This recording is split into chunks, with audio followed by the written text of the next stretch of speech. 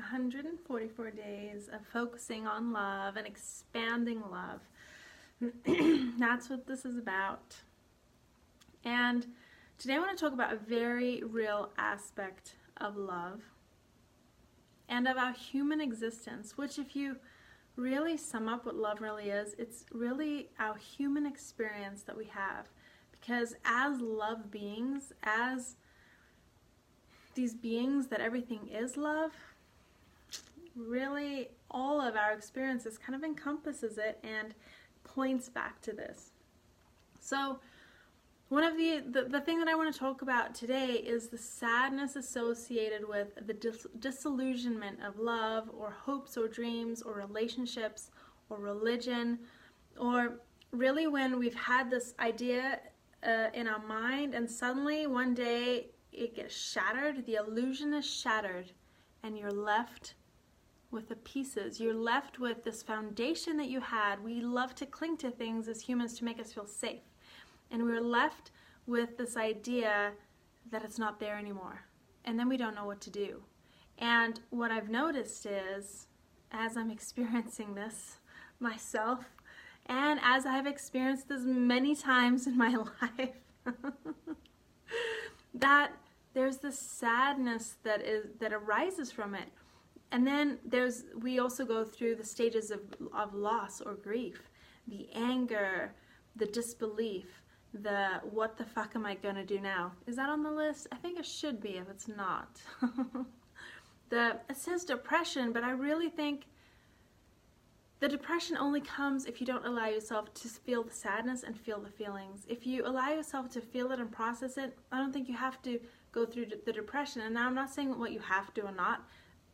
The stages of grief are very personal and everyone experiences them in different ways, but what I'm noticing is there is the sadness that comes because depression is often anger directed at ourselves. When we're angry outwardly and don't acknowledge the anger of ourselves, which is really we're depressed because we're angry that we believed it in the first place. And like, why wasn't I a better person? Why didn't I see? And this is usually subconscious stuff happening. So you don't have to go there if we can move through these in a I guess the forgiveness stage. But more than that, I want to talk about how to move through this. How do you move through the sadness of disillusionment of relationships because you thought something was going to be a certain way and then suddenly it's not? And I would say move through the stages of grief if you're not sure what they are. Depending on who you ask, is 5 or 7. I really think they're 5 because they're just breaking up things that should be grouped together. So the first is shock, disbelief, or denial, which you're like, oh, what the fuck just happened? Right? The next is anger, like, are you fucking kidding me? That happened? That's not what I thought it was. You're breaking up with me? You know. But this happens in religion too. And you know, the work that I do is so closely tied to religion and love because it's the same thing. We get so attached to our belief systems because they make us feel safe and they make us feel good and accepted and that we know what's up. And when that gets shattered, it can throw our whole lives out the window. And then we have this bargaining stage, like maybe it's not, maybe it is, maybe I'm wrong, or maybe, you know, blah, blah, blah, blah, blah, on and on. Guilt. And I think the guilt comes partly from like, I should have known better. What could I have done better? The depression / sadness, and then the next one is acceptance and hope. Like, oh, there is hope. So how do we move through this quicker and get to the place that we can deal with it? So, I've been looking online at a few things and feeling within, and one of the things that I really liked that I read is especially this idea of a spiritual crisis. I've seen this word and I looked it up, which is very, very interesting, a spiritual crisis. In fact, up until I think the 1960s, when was this here? Let's see, 70s, 1960s and 70s. When people would have a spiritual crisis, which means that by definition that a belief or mindset or something that a structure that you held firm in your mind got broken up, okay? Mind blown, you know, suddenly you're, I don't know, Catholic and find out that Catholic priests are doing stuff to little kids, and suddenly you can't be that anymore, and you're like, holy fuck, what the fuck? Well, they used to categorize this as mental illness before the 60s and 70s, because people have this huge shift and then they go into these states. They didn't know how to process it and to deal with it, and that's really sad that this was classified as mental illness. And now we see, and usually this spiritual crisis happens when you have an existential experience or an out-of-body experience or a near-death experience, and you have something that shifts your paradigm of reality, because suddenly what you thought was real is no longer real, because you've had an experience, a real-life experience, to shift your perception. And so those shifts can be huge when we've been really, really tied to this belief system, and suddenly you find out Wizard of Oz isn't real, and that can be really hard. So the number one thing that he was saying is ground yourself. And I say grounding, but there's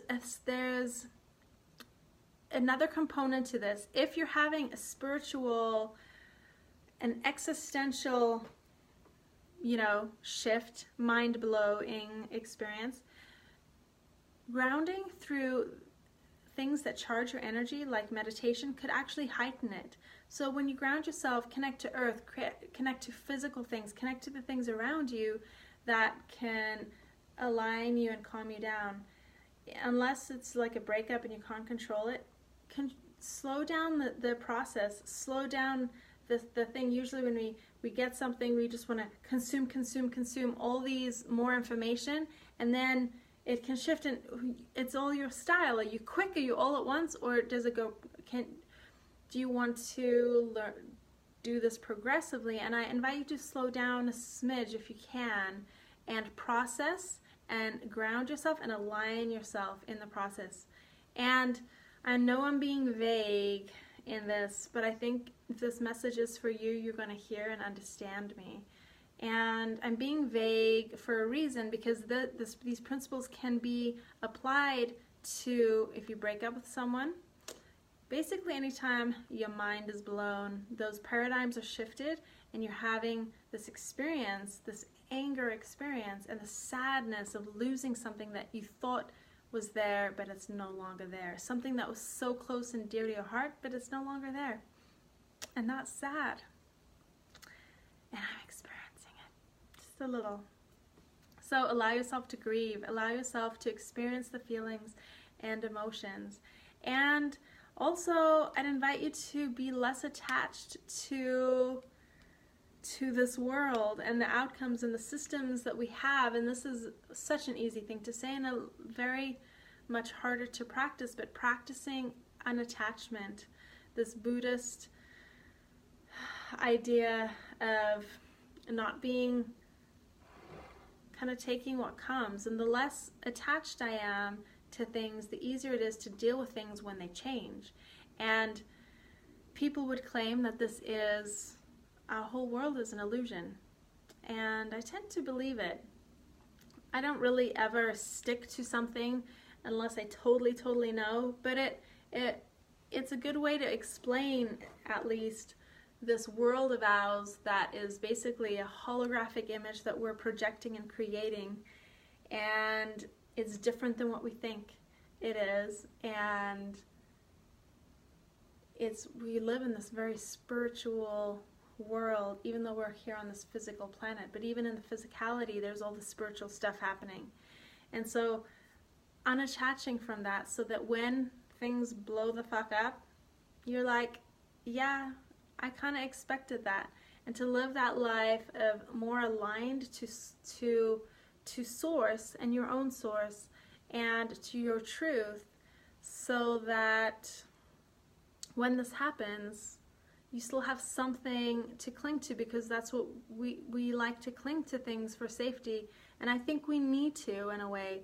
And when I say need to, I'm sure if I was this enlightened being, I wouldn't need anything, but I'm not.